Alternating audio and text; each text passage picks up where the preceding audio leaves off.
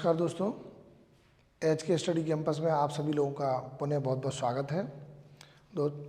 बच्चों, जैसा कि आप सभी लोगों को अवगत है कि समीक्षा अधिकारी सहायक समीक्षा अधिकारी की हम फ्री सीरीज आप सभी लोगों के सामने लगातार प्रस्तुत कर रहे हैं।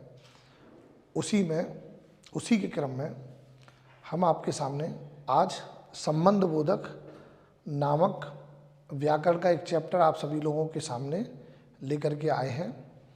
बच्चों, ये जो चैप्टर मैं लगातार आप लोगों को पढ़ा रहा हूँ, इन चैप्टरों से कुछ बच्चे ये सोच रहे होंगे कि इनका क्या लाभ होने वाला है। बच्चों, इनसे ये जो सहायक समीक्षा अधिकारी और सहायक समीक्षा अधिकारी में ये वाक्य शुद्धि वाले ये जो 10 प्रश्न आप लोगों के सामने आएंगे, आपके प्रश्न पत्र में आपको जो मिलेंगे, उन वाक्य शुद्धि वाले प्रश्नों को आप तभी हल कर पाएंगे जब आपको व्याकरण की बेसिक जानकारी होगी।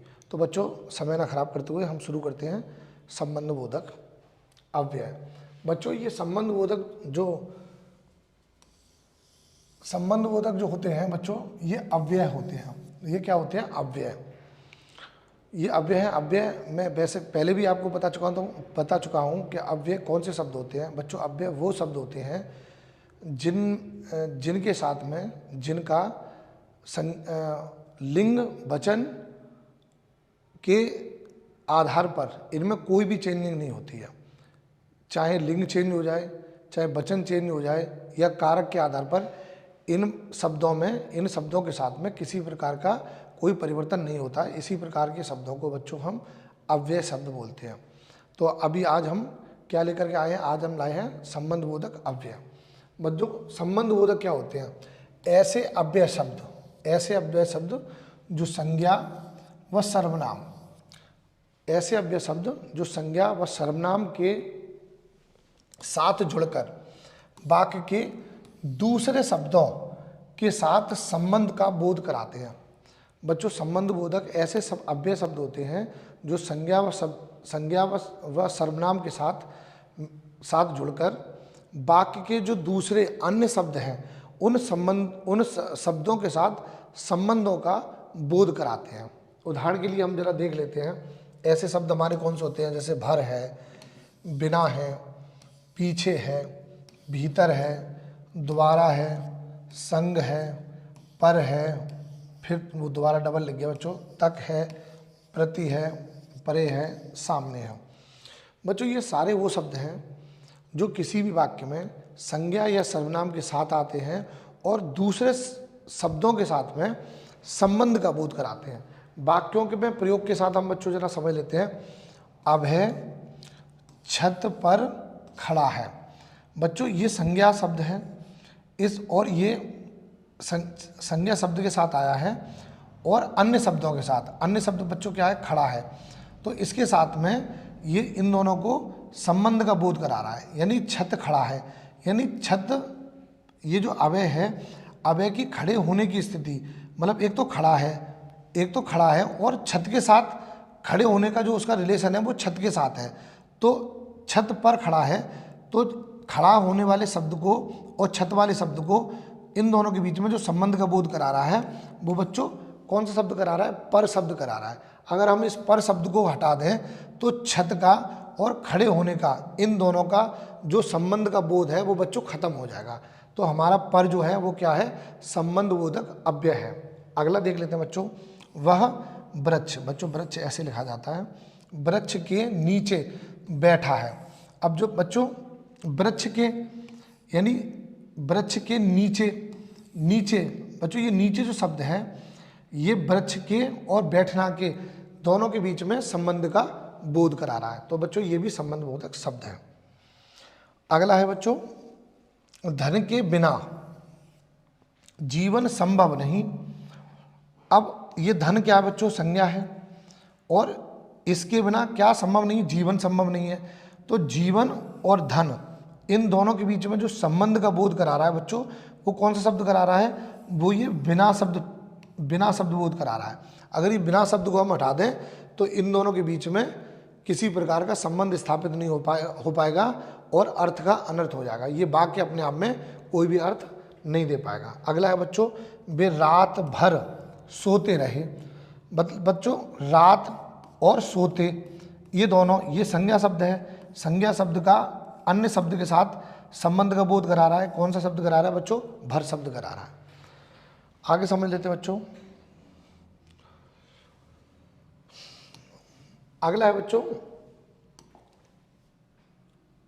संबंध बोधक के प्रकार। बच्चों संबंध बोधकों को तीन आधारों पर हम इनको बांट सकते हैं, या 3 आधार पर इनका विभाजन कर सकते हैं। पहला है बच्चों अर्थ के आधार पर, दूसरा है प्रयोग के आधार पर, तीसरा है व्युत्पत्ति के आधार पर। बच्चों व्युत्पत्ति है, इसमें ऊ की मात्रा है, व्युत्पत्ति के आधार पर। ठीक है बच्चों, ये व्युत्पत्ति के आधार पर है। तो अब हम सबसे पहले अर्थ के आधार पर बच्चों 13 प्रकार के संबंध बोधक शब्द हमारे अव्यय शब्द होते हैं। तो हम सबसे पहले हम पढ़ते हैं अर्थ के आधार पर। तो अर्थ के आधार पर ये हमारा हेडिंग है। अर्थ के आधार पर हम पढ़ते हैं।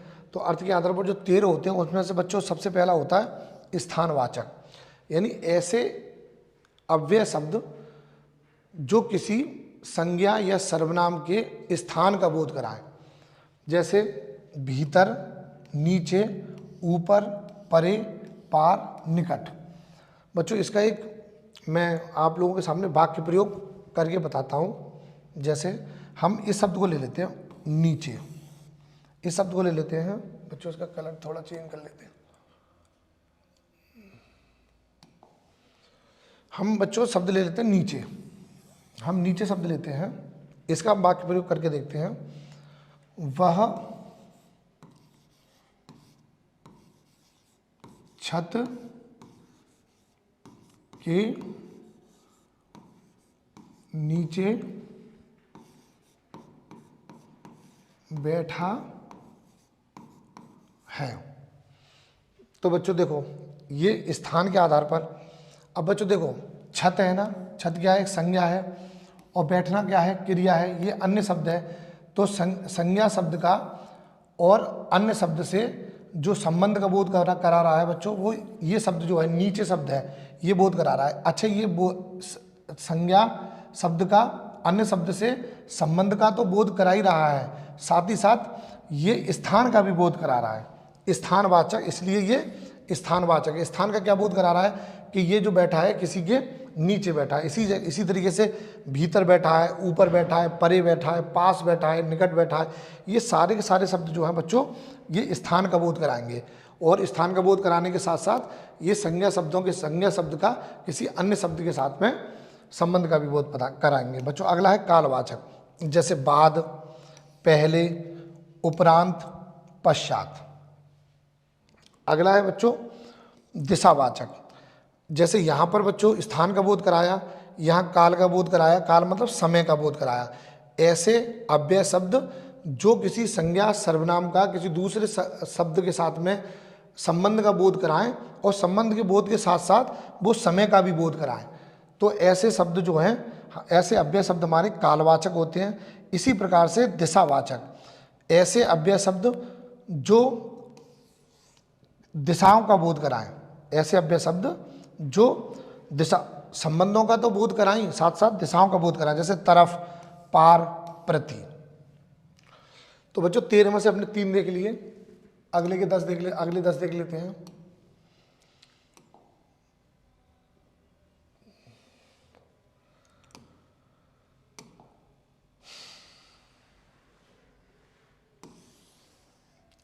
अगले 10 में से बच्चा चौथा है साधनवाचक। साधनवाचक बच्चों द्वारा, जरिए, सहारे, बल।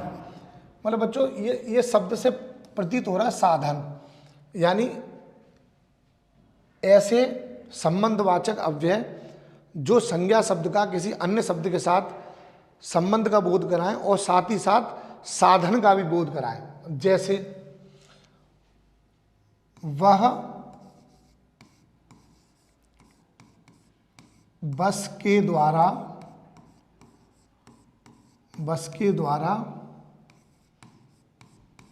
आगरा गया। अब बच्चों ये द्वारा शब्द है, ये किसका बोध करा रहा है? साधन का बोध करा रहा है। हम आगरा गए तो किस साधन से गए बच्चों? बस के साधन से गए। लेकिन ये बस शब्द के बीच में और आगरा शब्द के बीच में ये जो संबंध का बोध करा रहा है बच्चों, ये कौन सा शब्द करा रहा है? ये द्वारा शब्द करा रहा है। तो जहाँ साधन की बात हो, जहाँ साधन का बोध करावे, ऐसे शब्द कौन से हो सकते हैं? एक द्वारा हो सकता है, एक जरिए हो सकता है, एक सहारे हो सकता है। जैसे मैं आपके जरिए सफल हो गया। तो ये जो क्या है बच्चों, ये किसका बोध करा रहे हैं? साधन का बोध करा रहे हैं। अगला है बच्चों हेतुवाचक। हेतुवाचक लिए, वास्ते, निमित्त, कारण, चलते। बच्चों हेतुवाचक से आप अंदाज हेतु शब्द से आप अंदाज लगा सकते हैं। हेतुवाचक से मतलब है जिसमें किसी एक कार्य का दूसरे कार्य पर डिपेंड होना पाया जाए। तो इसके लिए शब्द हैं बच्चों लिए, वास्ते, निमित्त, कारण, चलते।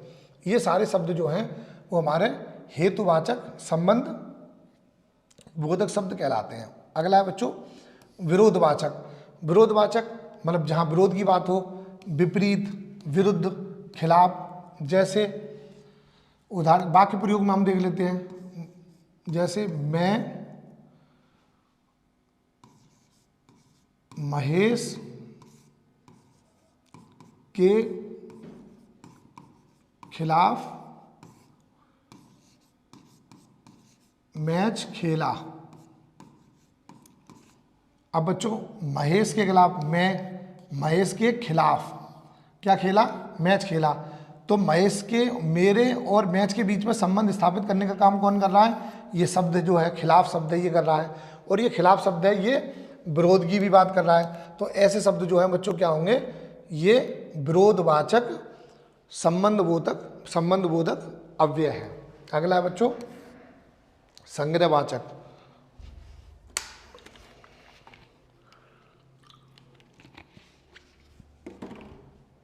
अगला है बच्चों संग्रहवाचक। संग्रहवाचक जहां कुछ चीज़ों के संग्रह की बात हो, जहां पे कुछ चीज़ों को इकट्ठा किया जा रहा हो। जैसे लगभग, भर, तक, मात्र, पर्याप्त। अब आपको लग रहा होगा इन शब्दों से किसी चीज़ के इकट्ठे होने की बात कैसे हो रही है। जैसे मान के चलिए पर्याप्त, मेरे लिए इतना खाना पर्याप्त है। तो ये पर्याप्त है तो कुछ खाना होगा बच्चों, तो कुछ खाने का संग्रह होगा, तो उसी खाने को तो हम पर्याप्त बोल रहे हैं। जैसे मात्रा, ये मात्रा, मेरे पास काफ़ी मात्रा में धन है। तो काफ़ी मात्रा में धन है तो धन का कुछ संग्रह होगा बच्चों, तभी तो हम ये मात्रा शब्द ये बच्चों मात्र भी है और इसको मात्रा भी कर सकते हैं। ये दो शब्द हैं बच्चों, एक मात्रा है, एक मात्र है। तो अब भर शब्द भी हम बच्चों देख लेते हैं वाक्य प्रयोग में। जैसे मेरे पास बोरी भर अनाज है, तो बोरी भर अनाज है तो बच्चों ये भर जो शब्द है ये भी संग्रह की बात कर रहा है। बोरी भर के अनाज है तो अनाज का कुछ संग्रह होगा, तो उस संग्रह को क्या कर रहा है बच्चों? संग्रह का बोध करा रहा है। कौन सा शब्द? भर शब्द बोध करा रहा है। तो ये सारे शब्द जो है बच्चों ये संग्रहवाचक हमारे संबंध बोधक होते हैं। अगला है बच्चों तुलनावाचक। आगे, सामने, अपेक्षा, समक्ष। बच्चों ये गलत लिख गया है, ये है समक्ष। ये बच्चों तुलनावाचक है। तुलनावाचक आगे, जैसे मैं पढ़ाई में उससे आगे हूं, तो उससे आगे हूं, तो ये आगे जो शब्द है बच्चों ये तुलना करा रहा है ना, किसी व्यक्ति के आगे पीछे की तुलना करा रहा है, छोटे बड़े की तुलना कराना, लंबे और छोटे की तुलना कराना। तो ये सब तुलना करने वाले शब्द हैं। जैसे वह मेरे सामने छोटा है, तो सामने, तो ये सामने शब्द है जो बच्चों क्या कराता है? ये तुलना कराने में सहयोग करते हैं। ठीक है। वह मेरी अपेक्षा अधिक मोटा है, तो ये अपेक्षा शब्द जो है ये भी बच्चों क्या करा रहा है? तुलना करा रहा है। और अपेक्षा शब्द जो है संज्ञा शब्दों को अन्य शब्दों के साथ में संबंधों का भी बोध करा रहा है, इसलिए ये बच्चों क्या होगा? ये होगा तुलनावाचक संबंध बोधक शब्द। अगला है बच्चों सहचर्य। सहचर्य से मतलब समझते हैं साथ रहना। तो इसके लिए शब्द आते हैं अधीन, बस, समेत, स्वाधीन, सहित, साथ, संग। साथ मतलब जैसे वह मेरे साथ आगरा जाता है, तो साथ शब्द है, ये साथ शब्द है, तो मेरे साथ ये सहचर्य की बात कर रहा है, साथ रहने की बात कर रहा है। वह मेरे संग क्रिकेट खेलता है, तो ये भी सहचर्य की बात कर रहा है। तो ये इस प्रकार के जो शब्द हैं बच्चों, ये सहचर्यवाचक संबंधबोधक होते हैं। अगला है बच्चों विषमवाचक। विषमवाचक नाम, बावत, लेख, विषय, भरोसे। अगला है बच्चों विनिमयवाचक। विनिमयवाचक जगह, एवज, बदले और पलटे। इसके अलावा है बच्चों व्यतिरेकवाचक। व्यतिरेकवाचक शब्द हैं अतिरिक्त, बगैर, रहित, सिवा, बिना, अलावा। इन शब्दों से आप बच्चों समझ पा रहे होंगे। अगर आपको इन शब्दों का मतलब पता है, विनिमय शब्द का मतलब पता है, व्यतिरेक शब्द का मतलब पता है, विषम शब्द का मतलब पता है, तो आप इन शब्दों को बहुत आसानी से समझ पाएंगे। बच्चों इन शब्दों को और अच्छा समझने के लिए आप इन शब्दों का मीनिंग ठीक से समझ लेना।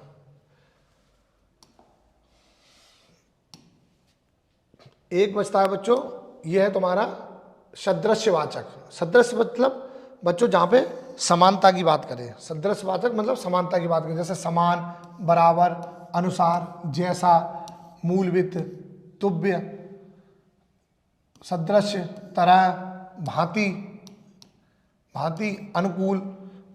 ठीक है, ये सारे शब्द जो हैं बच्चों ये सदृश्यवाचक है। सदृश्यवाचक का मतलब ये है जो समानता का बोध कराने वाले शब्द जो हैं।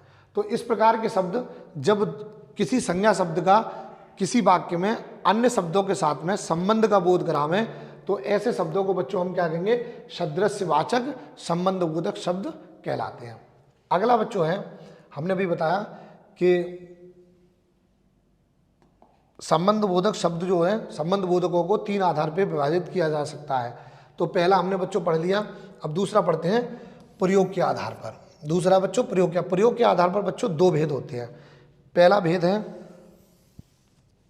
संबद्ध संबंध बोधक, संबद्ध संबंध बोधक, और दूसरा है अनुबद्ध संबंध बोधक। तो बच्चों हम सबसे पहले इस वाले को पढ़ते हैं। इस वाले को पढ़ते हैं संज्ञा व सर्वनाम के बाद आने वाली विभक्तियों। इसके बाद बच्चों विभक्तियां कौन सी होती हैं, जैसे का, की, के। आने वाली विभक्तियों का, की, के बाद आने वाले, संज्ञा व सर्वनाम के बाद आने वाली विभक्तियों वो विभक्तियां कौन सी है, का, की, के। ये बच्चों शायद अगली वाली स्लाइड में है, मैं जरा इसको दिखा देता हूं। आने वाली संज्ञा व सर्वनाम के बाद आने वाली विभक्तियों का, की, के बाद आने वाले। हाँ, अगला हम बच्चों पढ़ रहे थे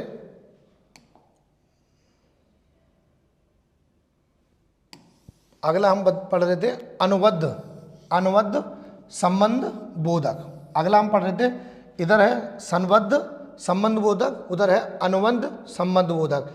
इनमें क्या है बच्चों, इनमें जो अव्यय शब्द संज्ञा व सर्वनाम, बच्चों यहां पर सर्वनाम है, सर्वनाम, संज्ञा व सर्वनाम के विकृत रूपों के पीछे लगते हैं। विकृत रूपों के पीछे लगते हैं तो अनुबद्ध संबंध बोधक होगा। और अगर संज्ञा या सर्वनाम के बाद विभक्ति यानी का, की, के पीछे जो शब्द लगेंगे, का, की, के बाद में जो संबंध का बोध कराने वाले शब्द अव्यय शब्द होंगे, वो बच्चे हमारे कौन से होंगे, संबद्ध संबंध बोधक।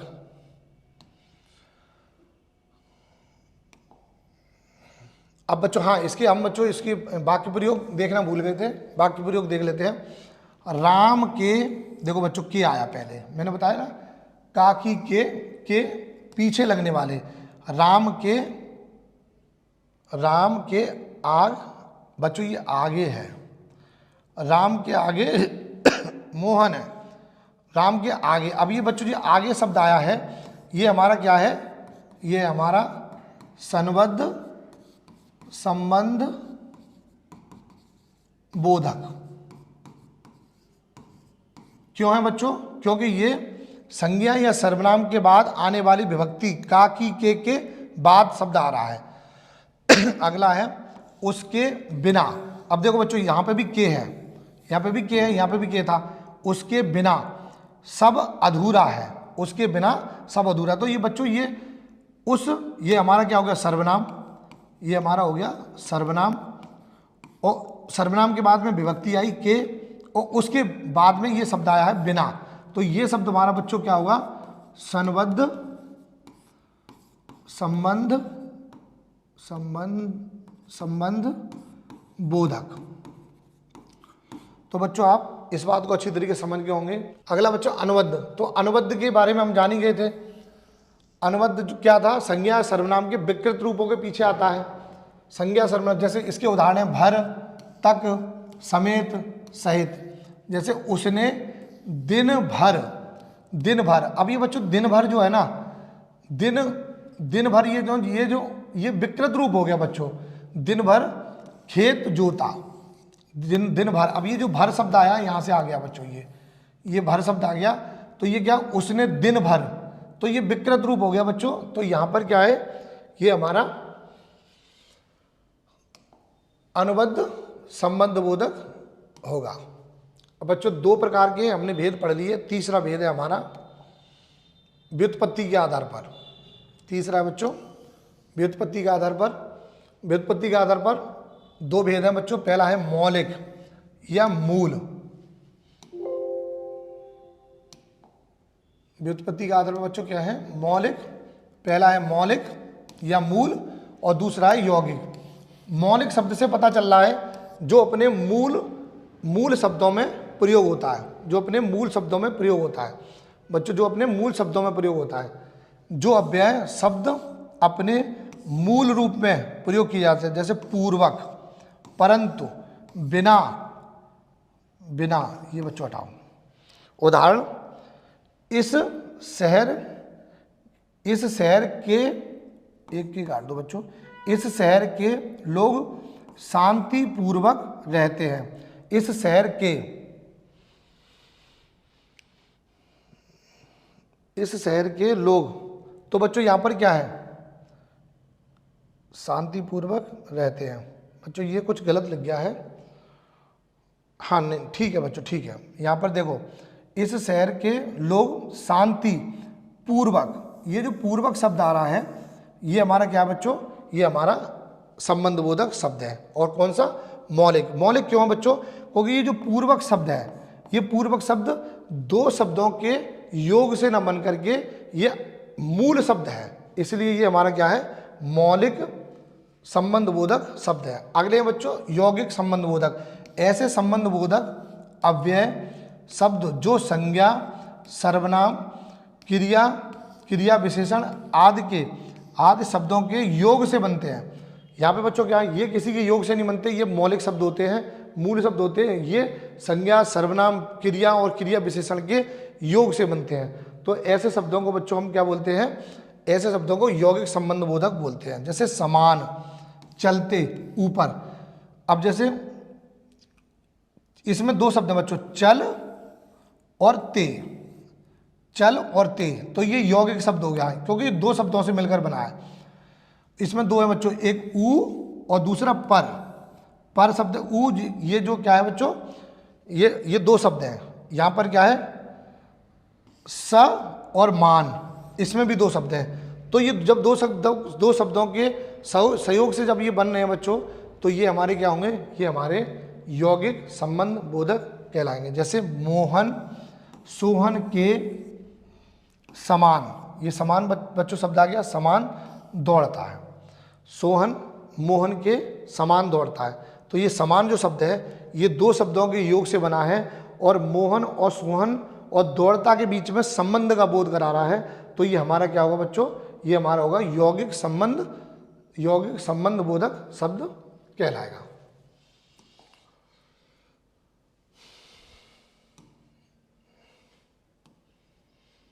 बच्चों इसकी जो उदाहरण है,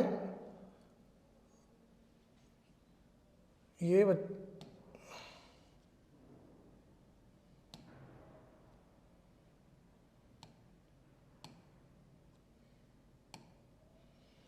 ये इसका उदाहरण है बच्चों, ये मौलिक का है, वो यौगिक का है।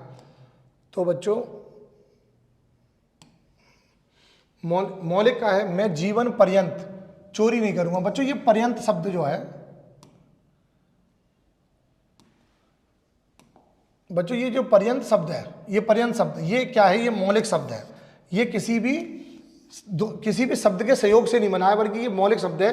तो बच्चों ये क्या होगा, मौलिक संबंध बोधक, मौलिक संबंध बोधक है। बच्चों ये है, वह छत के ऊपर, यहाँ पे क्या बच्चों, ये दो शब्दों से मिलकर बना है, एक ऊ से, दूसरा पर से।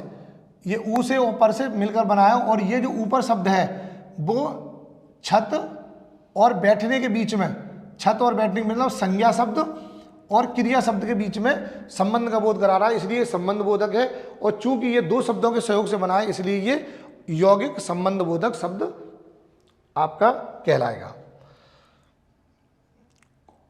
तो बच्चों अभी हमने संबंध बोधक को ठीक तरीके से पढ़ लिया है।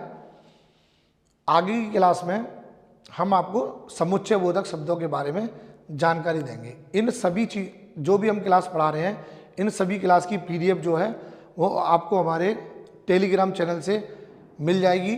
आप वहाँ से उसको डाउनलोड कर लीजिए, और इसके लिए आप हमारा टेलीग्राम चैनल जो है वो उसको ज्वाइन कर लीजिए, और उसका लिंक जो है हमारे इस वीडियो के डिस्क्रिप्शन में आपको मिल जाएगा। Thank you.